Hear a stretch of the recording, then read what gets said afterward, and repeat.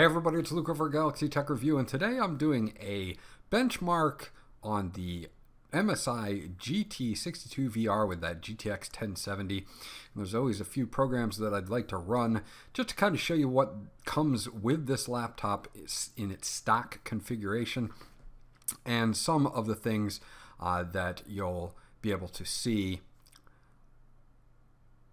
using HW Info 64. We're going to launch that first here, and we're going to take a look. And as you can see, as in the Helios 300, it also has the i7 7700HQ. And for some reason, speed shift technology is not enabled on this particular model, just like it wasn't on the Helios 300. I do not know why OEM manufacturers are blocking this on the BIOS. There must be a reason for it. You can use throttle stop to enable it, but I don't really find that there's honestly a need to do so. It's just more of a footnote to let you know that other manufacturers like Dell and Asus are also disabling this as well. So you can look into that. I'll look into it further as well and see why they may be doing this. But it doesn't really affect performance that I see too much. Same information as we looked at before on the Helios 300, 45 watt TDP on this particular processor. Base clock is 2.8 gigahertz as usual. So if you're familiar with the 7700 HQ, you're going to be familiar with this one as well. If we look at the RAM here, it is PC4 19200 DDR4 SDRAM, two 8GB sticks running in dual channel. They are made by Samsung. Interestingly, on the MSI, you actually have two more RAM slots that are not occupied for a total of 4, so you can increase that. Now, here is our main graphics card, which is that GTX 1070. If we go and look at the 7700 HQ and we actually scroll down, the integrated graphics on the 7700 HQ on this particular model is disabled. It runs entirely off of the GTX 1070, so no NVIDIA Optimus on the MSI, and I'm not that concerned with it because the 1070 is a very advanced chip. It knows how to slow itself down when it's not doing anything. Here are your processor clocks: 1442.5, 1303.5 on the video unit, and the memory clock is a 1901.2 megahertz. Effective is listed right there. It is a 256-bit bus. ROPs are at 64, shaders are at 2048, and TMUs are at 128 for the GTX 1070. And you've seen a few of my benchmarks so far, and you know that that performs very well. If we take a look at what panel is installed here, it is an LG panel. It's the LP156WF6, and this is an IPS panel at 1080p with 60 hertz, and it is G-Sync capable. So you do get G-Sync on this particular model with that. Now, if we look at our drives, our main drive is a Samsung M.2 drive here. It is a SATA 6GB M.2 drive, although the slot is NVMe enabled, so you can utilize NVMe drives. Our secondary drive is an HGST 7200 RPM drive. The audio codecs that I'm using right now are just the generic audio codecs, and they work just fine with no problems whatsoever. And interestingly enough, the network, this has been a source of question with the killer wireless 1435, and that doesn't ever drop any connections for me. People have asked me that question: does it drop connections? So what we'll do is we'll go and we'll run a speed test on here so you can see some throughput. I have 80 megabits up and 80 megabits down at my house, and as you can see, it pulls down over those on both upload and download, of course. So the wireless card in here, that killer wireless card, no problems whatsoever. You can see my ping is good, 89, almost 90 megabits per second, and 123 on the upload. So this thing is fast and does a very good job. So you can put your other things aside, when looking at the wireless card, or your negative thoughts aside, at least in my testing so far. Now you have a 79 watt hour battery in here. I got mine at a wear level of 0. I'm at 98.3%, and it's a little over 80 watt hours charged, so that is the battery that comes in this particular model. So it's a pretty beefy battery, but without NVIDIA Optimus and just using the GTX 1070 as its only card, they kind of needed a beefier battery in this setup. Now the next thing I want to do is I want to go to Crystal Disk Mark here. We'll start with our M.2 drive, and I do want to note that you only get 237 out of 256. And what we will do is we will run the tests on this. And it's interesting because this particular laptop again has a slot that is NVMe capable. It would have been nice to see one out of the box, especially for the price. But at least it's there, and if I want to upgrade to like a Samsung Pro Drive or something where I can get 2200 megabytes worth of speed out of, then I can do that. As you're seeing these starting to roll in here, this is your normal 500 megabytes per second type read and write speeds is what you're going to see here on this entry level Samsung drive. Another cool thing is that it's Samsung memory and Samsung M.2 drive, so at least we're seeing some sort of trend in internal parts. Now that 1 terabyte 7200 RPM mechanical drive, we're going to test that here in a moment. That one it's okay. It's nowhere near the speeds of M.2 or SSD, but it does its job for holding, files, movies, games, that type of thing. If you want your games to load a little bit faster, you can put your favorites on the M.2 drive, and of course you're going to have faster loading times, but other than that, the 7200 RPM will suffice for playing games, and all of the game benchmarks that I do are on that mechanical drive. All the games are loaded onto that D drive, which is the mechanical drive, so you don't have to worry about whether the M.2 will make a difference in frames per second. It's more of a difference between loading times and that type of thing. So we'll wait until this finishes up here, and then we will test out the 1 terabyte drive as well. So I'm going to let you guys watch this test, and I'll be back as soon as the test on the second drive is ended.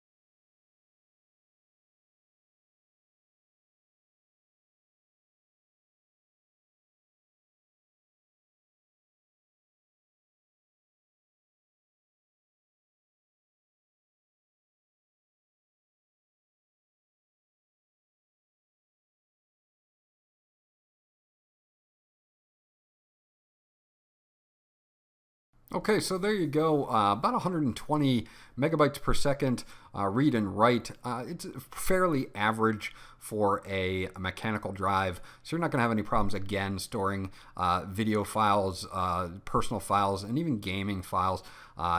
Game installs run off of it no problem, as you've seen from my benchmarks.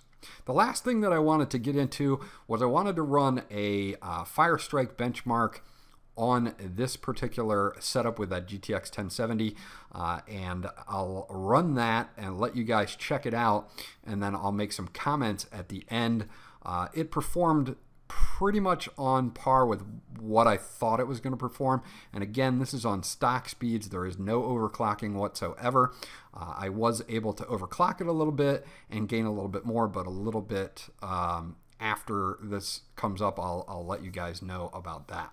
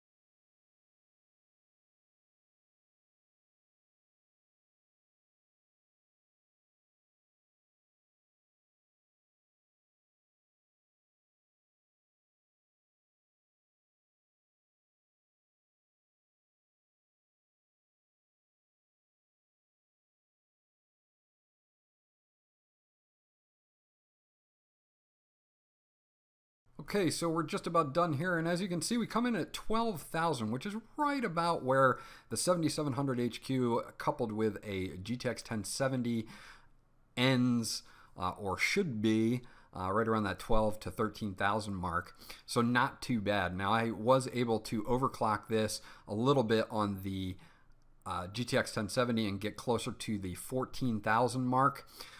In contrast, if you're looking at a GTX 1060 like we had on the Helios 300, that was scoring like 9,900. So you can see we're several thousand points ahead of that already. So that's it for today. If you guys want to see any other tests or benchmarks, leave them in the comment section below. I'll get back to you as soon as possible. This was Luke from Galaxy Tech Review. Remember to like, and if you haven't subscribed already, please do so, because that always helps me out. And I'll check you guys out on the next video.